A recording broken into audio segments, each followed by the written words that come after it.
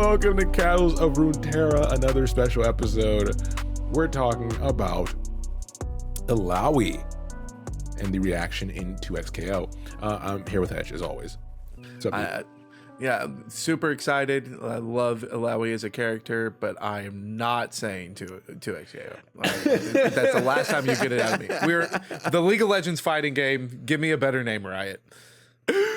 So if you listen to our Braum reaction episode, you're now a veteran. Congratulations. You did it. Yay. So we won't go over all the stuff about the format in that. We just kind of want to get into Illaoi. We don't have many characters. They haven't put out many but the reveal trailers for all the characters, even though Echo's in the game, Ari's in the game, Darius is in the game. We'll get there once they release those, but we do have Illaoi, so let's just talk about her real quick. And as we mentioned in Braum's episode, for this episode, if you want more information on the background of Illaoi and more in-depth coverage, then you want to check out episodes 81 and 82, where we talk about her background in depth. And then our other Bilgewater episodes also have some information as far as the Buru Nation. For our book club episode, people, for the Runation novel, there's some mentions of the Buru in there as well. Yeah, because as far as like Illaoi is a very important character for the culture of the Serpent Isles, which includes Bilgewater as a whole, because of her standing as a priestess of Nakagaburos, which is a mouthful to say, but Nakagaburos is essentially a deep water deity that the Buru people worship, and for most of like the Serpent Isles, like there are believers scattered all across. But today we're just going to talk about how she's represented in the fighting game. And as far as like just the video, it looks awesome. Like her fighting looks really good.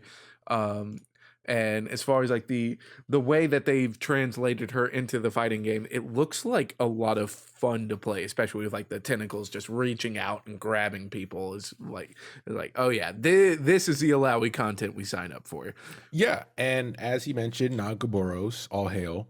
The reason she's able to commune with the god per se on this level is because she is a native priestess from Buru. And this is a small island secluded for the geography part of it. If you ever see a map of Runeterra, which it's out there, you can search it. It's to the east of Bilgewater and north of the Shadow Isles. So there's like a Serpent Isles section in there of smaller islands that aren't depicted. That's where that nation is. And they're pretty isolated from others as well, but very well known in Bilgewater. Yeah, and if you go and listen to our Illaoi episode, like especially in the bio, like we talk about how Illaoi's kind of like part of her work is wanting to bridge a bit of like the distance between them, because the Buru people are very happy to stay on their own, which we've seen the effect of colonialism in the Western world here. Yeah. So I get it. I totally get it. But Illaoi's like really the first like native Buru that's like, okay, like let's try to like live together. Yeah, and despite her being a devout priestess, the religion that relates to Nagaboros isn't a very strict one. It's not one you don't have to be super devout. It's almost like a peace, love, hippie dippy sort of religion, right? Where it's free wielding. It's more about supporting yourself and nature around you and living in harmony, which we're all for. Yeah, and like not only are we all for it, but like it's such a cool way to represent it too, because for everyone who's got to watch the trailer, or if you are a League of Legends fan before, Illaoi is muscle mommy. So yeah. Let's go. Like hell yeah. All people are considered warriors in the Buru Nation. And everyone gets to fight. Yeah, Illaoi made sure that you could just tell by one look at her, it's on sight. She's definitely not afraid of a fight. So speaking of a fight, the second point here is the weapon you see her using, which ironically isn't really a useful item outside of her specifically. It's just an idol. It's an idol to Nagaboros, but because of her background and her position, she's able to commune through it to give it powers to be able to summon these tentacles and be able to attack with it. Yeah. And you can tell just as far as like her own physique, this idol is Yes. It's gigantic. not meant to be carried around and wielded. Yeah, it's not meant to be carried. Like the average person wouldn't be able to like carry it comfortably, and then Yeah. here she is just one-handing it and beating the crap out of people. That's Illaoi. Like it's just use that as your reference. Yeah, and the third part is the religion of Nagaboros, which go listen to our episodes where we go deeper into it because we do talk about how I could definitely see people buying into it and be like, hey, shit, I believe this now. Why not? Because it is very chill, it is very accepting, and Nagaboros is really cool. I mean, it's Yeah. not even like there's a physical body, which I noticed in the summon here, like in her super ability, they show like this massive kraken like being with his eyes opening. Most times when you see Nagaboros manifest, it's just tentacles. Think of it more in a Lovecraftian way, where, or even, ugh, I can't believe we're referencing Magic the Gathering. Oh, But how could you? yeah, but the way the Eldrazi are represented as being so much larger than the plane they come into, where it's the equivalent of taking your hand and dipping a finger into a pool of water, and that pool of water is the plane, right? It's just too big to actually go there because it's bigger than the plane is. I know it's a Yes. bit complex. I don't know why I went there, but it came to mind.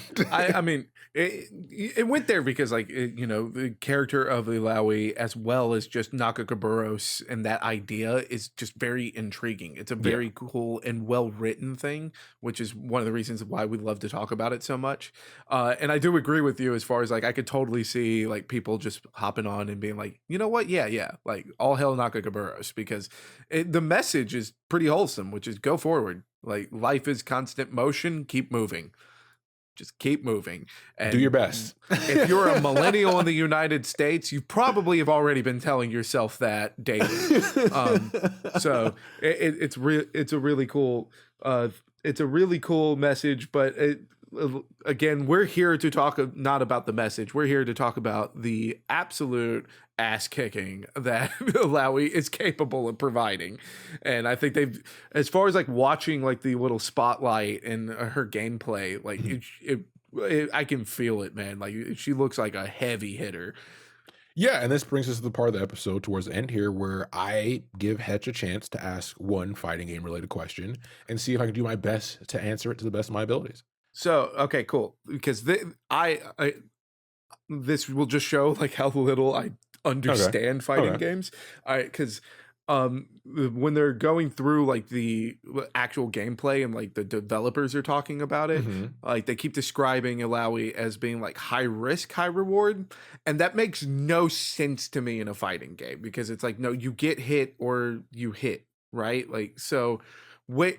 How does this translate? Because as far as watching the gameplay, Illaoi just kind of looks broken because she's just chaining into combo after Yeah. combo after combo. So it's like, okay, well that just looks like reward after reward. Where's the risk? Hence the highlight reel, right?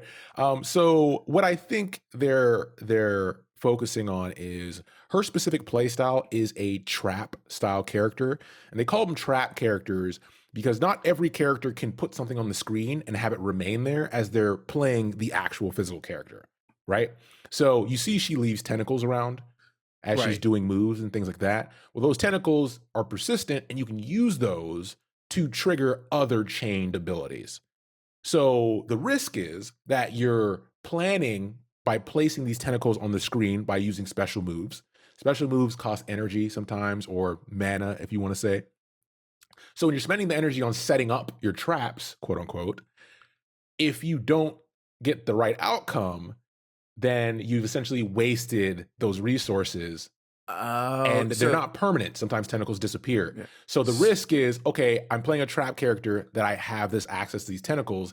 If I pull off my plan and set up or push my opponent to do what I want them to do to give me the best outcome, then that's your reward. Okay, so, That's like what I think they're referring to in this specific reveal trailer. so, like, for my brain, like, Yeah. I like to put it in terms of, like, a card game, so, like, the trap character is kinda more like a Voltron style in a card Yeah. game where it's like, I'm spending my resources to put an enchantment on this creature to make it Yeah. bigger, but if you get rid of it, I've lost 2 cards to your 1. Yeah. That's a good way to put it. Oh, okay, okay. Another way to think That about it makes as sense. well is that when it comes to power levels for trap characters, they tend to be underpowered on their normal attacks and their normal moves because they have access to the traps that they can use to make themselves stronger. So those resources aren't always available. So trap characters always have downtime. So in your downtime, you're going to be weaker than the average character because you have access to more tools. So what you do in between Okay. that time is really defines people who are really good at playing trap characters. Got it. Okay, that makes sense. That makes a lot more sense now. Okay, cool. Well, so when the game comes out, I'm not playing Illaoi. Like, 'cause, like I am not jumping into a fighting game being like, you know what? Yeah, Understandable. let me plan ahead. Like, no, I'm gonna have to find somebody that's like, okay, let me just hit you. Yeah, yeah, understandable. Definitely, trap characters tend to be for more advanced players. But with that, and to be honest, what they've told us is Darius. So hopefully we get his reveal. Is supposed to be the base character. He's like the Ryu or the Okay. Ryu of the game.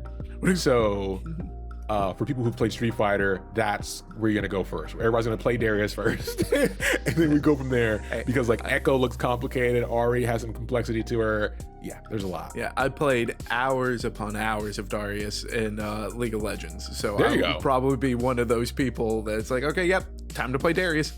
All right, all right, and that's it. Pretty simple, fairly quick. We could have gone quicker, but if you liked that, definitely check out the episodes we mentioned here or other episodes in general to get ahead of some of these characters that have come out. Because we don't have reveals for the other ones yet, but we do have content on those champions. So with that, thanks for making it this far. Thanks for listening again, and we'll be back soon with the next episode. Yeah, take care, everybody.